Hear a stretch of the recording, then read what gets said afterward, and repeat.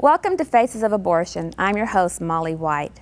Faces of Abortion is the only television program of its kind that deals with the painful truth of abortion. You will hear powerful testimonies from women and men who've experienced abortion and the devastation that it brought into their life.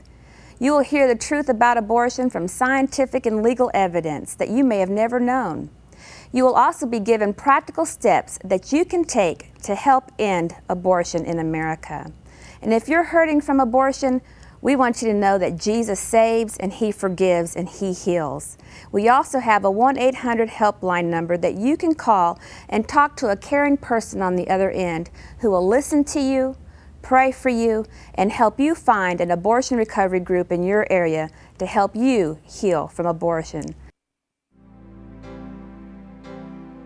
So it just overwhelmed me. And I thought the only way to escape the pain was to take my life.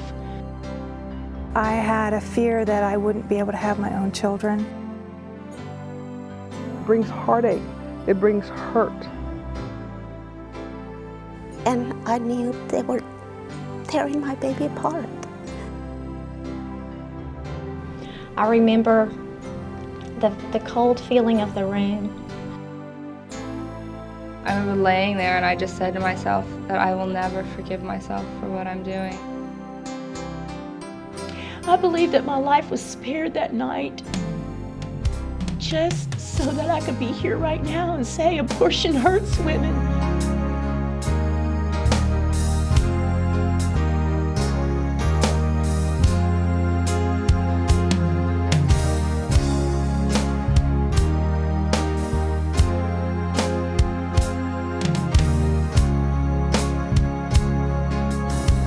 Whisper, be silent no more. Welcome to Faces of Abortion. I'm your host, Molly White.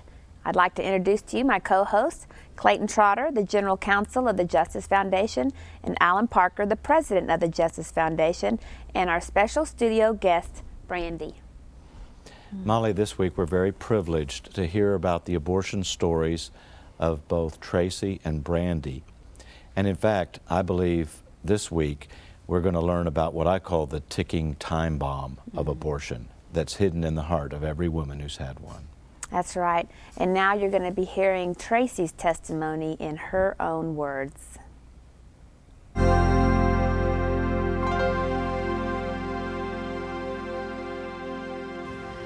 My name is Tracy McGee. My time has come to tell the truth, my truth. About 1.5 years ago, I discovered I was expecting our second child. I was overjoyed with anticipation and happiness with the discovery that I would have another little baby to love. After testing at home, I made my first doctor's appointment the very next day. It was scheduled in only 2 weeks. During my appointment, he asked me to lay on the examination table, and I wondered why. He had the monitor out to listen to the heartbeat. It was so early in my pregnancy, and there was no heartbeat yet. But there was. That is the moment when my truth for the last 20 years came crashing in around me. Excuse me. I had been told that it was only a massive tissue, nothing more, and I believed it. I was told this before my first abortion. I was told nothing different for the following 3. Until 11 months ago, nobody knew except for myself about my 4 abortions. And I had no real guilt or remorse over them until I heard that heartbeat. I knew in an instant what I had done, and I knew that I had killed my children. It was after the birth of our second little baby girl, Lily, that the emotions of guilt and remorse overcame me. That is when the crying started, and it has not stopped for me yet. I don't think it ever will. I wonder now if I will ever be able to play with my 2 little girls and not wish that I had been able to play with my other 4 babies. I wonder now if I can crawl into my little girl's pink and white bed at night just to listen to her breathe and wish that I had been able to snuggle with my other 4 children. I wonder when I kissed my small little baby's face if my other children's eyes would have been so blue. It seems I spend most of my time wondering and crying. Now I look back and wonder why. Why did I do it 4 times? I cannot explain how lost I was, and I did not even know it. I was needing love. I did not know then the true love of a mother. I did not know then the true love that a mother has for her child. I did not know then that it was more than love. It was the reason for living. It is the very soul of a woman. It is her breath of life. It is her heartbeat. There is not 1 hour of one day that I do not wish for my 4 little lost babies. There is not one day, excuse me, that I do not cry for my little children. There are no words to describe the pain that I feel in my heart all of the time. This kind of pain is indescribable. I truly believe that if it weren't for my 2 baby girls, then this pain would be unbearable. Now all I can do is hope for healing and self-forgiveness. But most importantly, every night when I tuck my little ones into bed, I ask God to bless them. But then I pray another prayer. I pray that God Himself will comfort my 4 babies. I pray that He will ask the mommy angels to sing them lullabies. And He will have them, and He will kiss my little babies goodnight. And this was my truth. These are the words that I spoke at a congressional hearing in Washington this past February. It was only because of God's strength that I was able to read this publicly for the first time only a few months ago.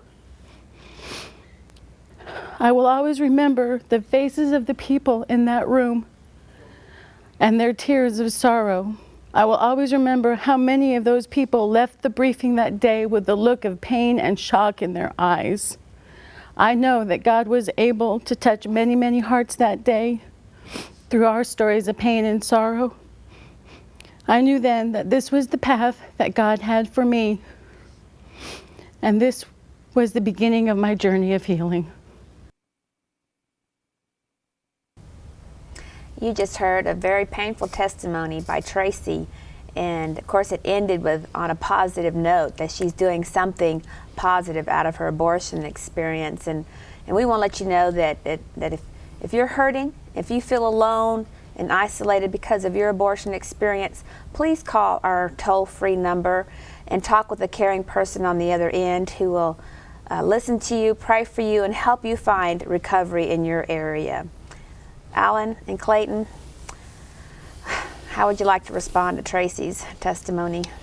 Well, I was struck by what I've heard other women say that I've come to call the ticking time bomb in abortion.